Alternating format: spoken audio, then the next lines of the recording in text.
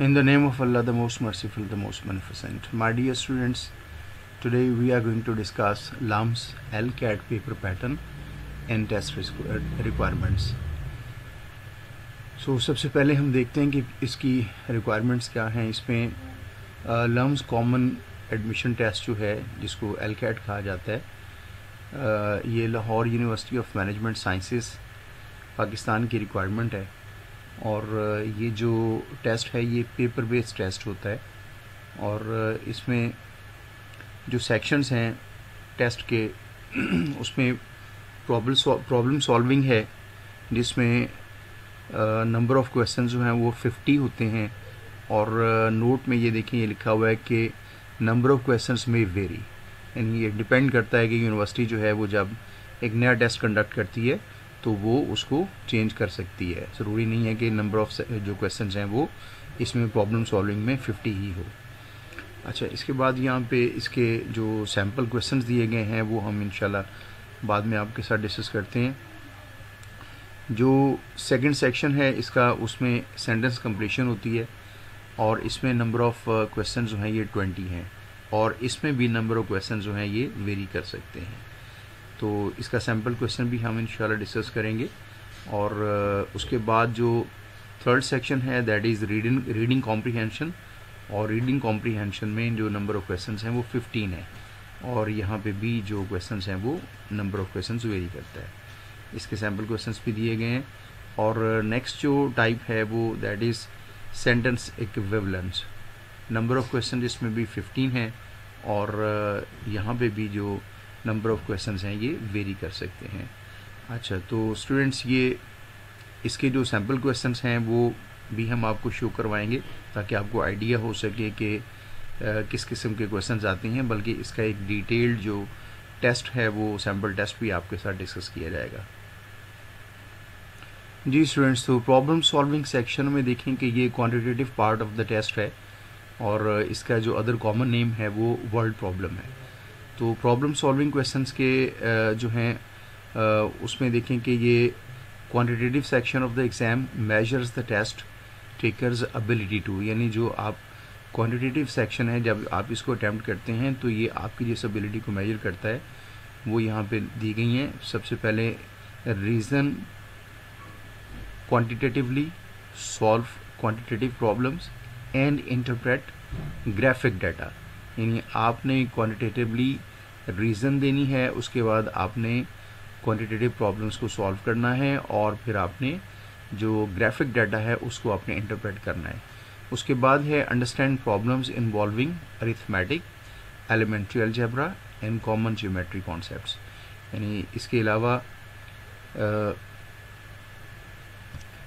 ये इसमें आपने ऐसे क्वेश्चंस को अंडरस्टैंड करना है जिनमें अरिथमेटिक, एलिमेंट्री अलजेब्रा और कॉमन ज्योमेट्री कॉन्सेप्ट्स जो हैं वो इन्वॉल्व हैं। उसके अलावा evaluate the amount of information needed to solve quantitative problems. यानी क्वांटिटेटिव प्रॉब्लम्स को सॉल्व करने के लिए जो इंफॉर्मेशन आपको चाहिए उसको इवेल्यूएट करना जो है वो भी इसमें आपको करना पड़ेगा। इसके अलावा देखिए प्रॉब्लम सॉल्विंग डायरेक्शंस इसके यहाँ पे दी गई हैं कि solve the problem and indicate the best of the answer choices given. यानी इसमें आपने प्रॉब्लम को सॉल्व करना है और जो आपको चॉइसेस दी गई हैं उनमें से जो बेस्ट चॉइस है उसको आपने इंडिकेट करना है। आगे नंबर्स के बारे में लिखा है कि numbers, all numbers used are real numbers. जी स्टूडेंट्स, फिगर्स के बारे में इंस्ट्रक्शंस देखें क्या हैं। इसमें इन्होंने डायरेक्शंस दिए हैं कि a figure accompanying a problem solving question is intended to provide information useful in solving the problem. Figures are drawn as accurately as possible except when it is stated in a specific problem that the figure is not drawn to scale. Straight lines may sometimes appear jagged. All figures lie in a plane unless otherwise indicated. और उसके बाद problem solving practice question number 1 of 8 यहाँ पे दिया गया है। इसको इसका जस्ट आप पैटर्न यहाँ पे देख लें कि इसमें आपको ए से लेके ई तक जो हैं ये चॉइसेस दी गई हैं और इनमें से आपने एक बेस्ट जो सूटेड आंसर है उसको आपने इसमें चूज़ करना है। जी, तो सेकंड जो सेक्शन है टेस्ट का, उसमें सेंटेंस कंप्लीशन है, जिसको verbal part of the test भी कहा जाता है, और इसका अदर नेम जो है वो फिल इन द ब्लैंक्स है। तो इसके बारे में डायरेक्शंस हैं कि in sentence completion question sections blanks will always have a relationship to the rest of the sentence. Identifying keywords, so identifying keywords में words, phrases and punctuation that relate to the blanks help test takers understand this relationship. Some blanks will have a defining relationship, meaning the blank will be defined by the rest of the sentence, so you will look for a word to embody the description. तो इस section में ये होगा कि आपको जो blanks दिए गए होंगे उसमें कुछ वर्ड्स और फ्रेजेस होंगे जिनका कुछ रिलेशनशिप होगा, और जो टेक्स्ट है वो भी उसको थोड़ा डिस्क्राइब करेगी, जिसमें आपने देखना है कि उसमें कुछ उसको डिफाइन भी किया गया होगा। तो आप उससे उसको अंडरस्टैंड कर सकते हैं कि इसमें कौन से वर्ड्स जो हैं वो इन ब्लैंक्स में लगेंगे। Other blanks will have a contrasting relationship and you will need to choose the word that provides the best contrast to the describing keywords, यानी जो बाकी वर्ड्स का उन्होंने आपको वर्ड बैंक दिया होगा उसके अलावा कुछ कंट्रास्टिंग वर्ड्स दिए हुए होंगे। ठीक है, आपने उस कंट्रास्टिंग रिलेशनशिप को भी समझना है ताकि आप ब्लैंक्स को फिल कर सकें। इसके बाद सेंटेंस कंप्लीशन डायरेक्शंस देखें। इसमें उन्होंने लिखा है कि read the sentence and choose the word or set of words that when inserted in the sentence best fits the meaning of the sentence as a whole. यानी आपने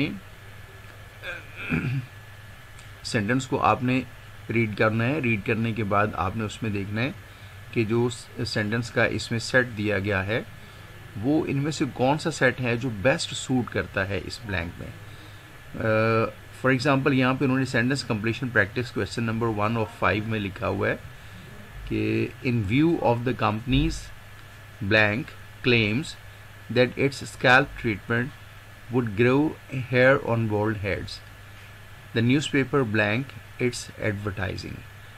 अब इसमें अगर आप देखें तो ये A से लेके E तक आपको जो चॉइसेस दी गई हैं इनमें जो बेस्ट सूटेड चॉइस होगी वो आपने इसमें लगानी है। सपोज अगर आप इसके आंसर को चेक करते हैं, यानी अनप्रूफ दिया हुआ है, बैंड दिया है, उसके बाद इंटरेस्टिंग और कैंसल्ड है, अनरीजनेबल वेलकम्ड है, इनोसेंट सेटल्ड, इम्यून और क्वेश्चन। अब आपने इन सब को 1 by 1 इसके कॉन्टेक्स्ट में आपने कंपेयर करना है। ठीक है, फॉर एग्जांपल इसमें क्या कहा गया कि in view of the companies blank claims that its scalp treatment would grow hair on bald heads, the newspaper blank its advertising. तो अब यहाँ पे क्लेम की बात हुई है और उसके अलावा जो न्यूज़पेपर की एडवर्टाइजिंग है उससे रिलेटेड है। तो अब आप इस सिचुएशन में कॉन्टेक्स्ट में आप देखेंगे कि इनमें से कौन से वर्ड यहाँ पे सूट करते हैं। तो अगर आप इनको कंसिडर करेंगे तो आप यहाँ पे इनका आंसर देखें। आंसर में इसकी एक्सप्लेनेशन दी गई है कि चॉइस ए इज़ करेक्ट, यानी इसमें अनप्रूव्ड फर्स्ट ब्लैंक में और सेकंड ब्लैंक में बैंड लगेगा। So first choice A is correct. अब आगे इसकी रीजंस उन्होंने बताई हैं। The first step is to examine the first words of each choice. We eliminate choice D innocent and choice E immune because claims are not innocent और immune, यानी claims जो होते हैं वो ना इनोसेंट होते हैं और ना ही इम्यून हो सकते हैं, लिहाजा ये इनोसेंट और इम्यून वाला जो पेयर है वर्ड्स का वो इसमें नहीं फिट होगा। Now we go on to remaining choices. बाकी चॉइसेस को हम देखते हैं। When you fill in the two blanks of choice B and of choice C, the sentence does not make sense. यानी अगर आप B और C वाली चॉइस लगाना चाहें तो इनकी कोई सेंस नहीं बनती उस सेंटेंस में। So these two choices are also incorrect. तो ये दोनों चॉइसेस इनकरेक्ट हो जाएंगी, इनको आप नहीं लगाएंगे। Fill in the two blanks of choice A. Filling in the two blanks of choice A makes the sentence meaningful. यानी अगर आप A पार्ट के जो पेयर दिया हुआ है अगर आप इसको ब्लैंक्स में लगाते हैं तो ये सेंटेंस में प्रॉपर सेंस देता है, तो ये इसका राइट आंसर होगा। तो इस तरह से आपने इस सेक्शन में फिल इन द ब्लैंक्स जो है वो फिल करने हैं। जी, तो थर्ड पार्ट जो है या जो थर्ड सेक्शन ऑफ टेस्ट है उसमें रीडिंग कॉम्प्रीहेंशन है। ये verbal part of the test है और इसका जो अदर नेम है वो पैराग्राफ रीडिंग है, यानी आपने इसमें पैराग्राफ रीडिंग करनी है और फिर उसकी कॉम्प्रीहेंशन जो है क्वेश्चन दिया गया होगा उसको आपने सॉल्व करना है। तो व्हाट इज़ मेजर्ड, आप देखना है कि इसमें क्या मेजर किया जाता है। Reading comprehension questions measure your ability to understand, analyze and apply information and concepts presented in written form।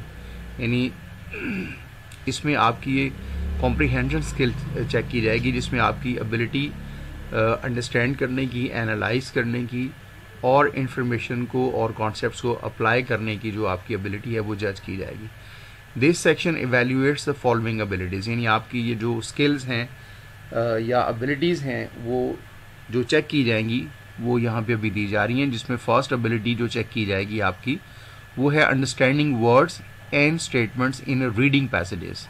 जो आपको रीडिंग पैसेजेस दिए गए होंगे उनमें आपकी अंडरस्टैंडिंग चेक की जाएगी वर्ड्स एंड स्टेटमेंट्स की, यानी स्टेटमेंट वर्ड और स्टेटमेंट से रिलेटेड आपकी अंडरस्टैंडिंग चेक की जाएगी। Questions of this type test your understanding of an ability to comprehend terms used in the passage and your understanding of the English language।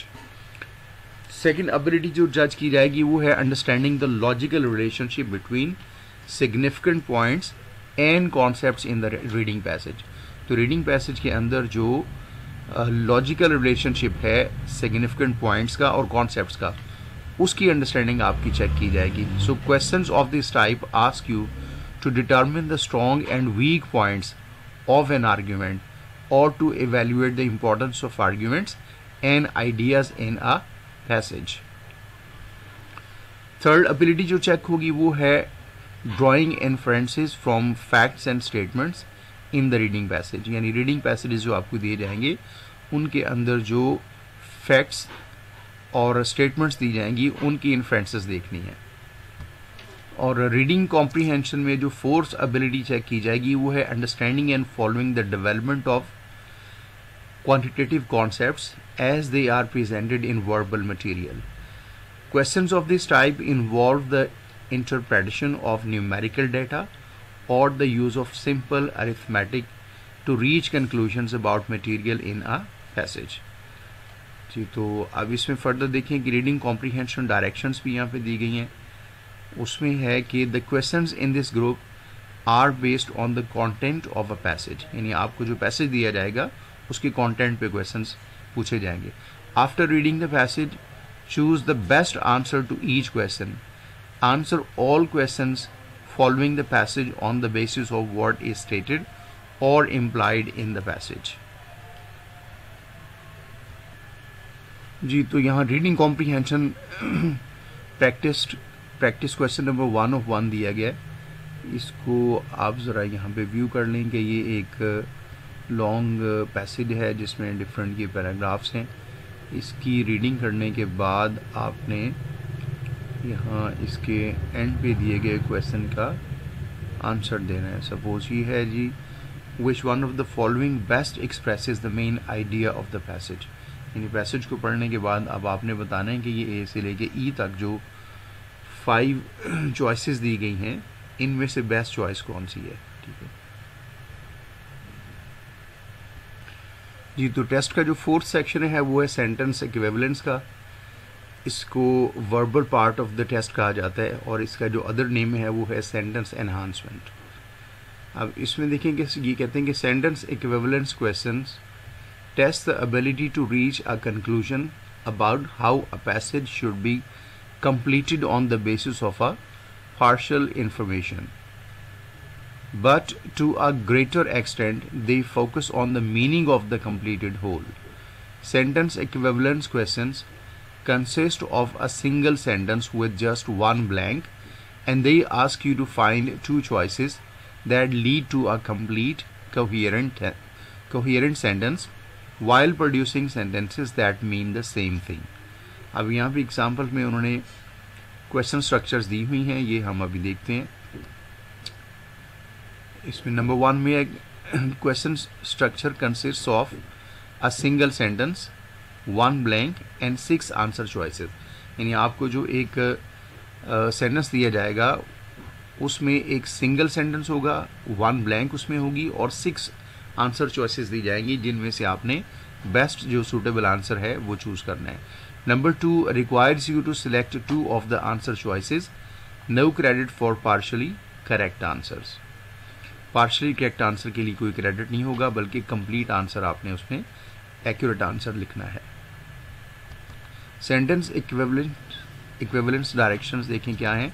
Select the 2 answer choices that when used to complete the sentence fit the meaning of the sentence as a whole. यानी आपने जो choice उसमें लेनी है वो sentence की complete sense जो है वो दे रहा हो। And produce completed sentences that are alike in meaning. Sentence equivalence practice question number 1 of 1 यहाँ पे दिया गया है। इसको देखें कि आप इसको स्टडी करके इसके अंदर एक ब्लैंक दी गई है वो आपने फिल करनी है, और यहाँ पे ए से ई तक 5 चॉइसेस दी गई हैं। तो इनमें से जो बेस्ट सूटेबल आंसर होगा वो आपने इसमें एडजस्ट करना है। जी स्टूडेंट्स, तो ये डिटेल्ड हमने इसका जो ओवरव्यू है लम्स LCAT पेपर पैटर्न का यहाँ पे लिया है। तो इसके जो सैम्पल पेपर्स हैं वो हम एक अलग वीडियो में डिस्कस करेंगे। तो अगर आपको ये वीडियो पसंद आएगी तो आप इसको हमारे चैनल को लाइक भी करें और सब्सक्राइब भी करें। Thank you so much for watching. Take care. अल्लाह हाफिज़।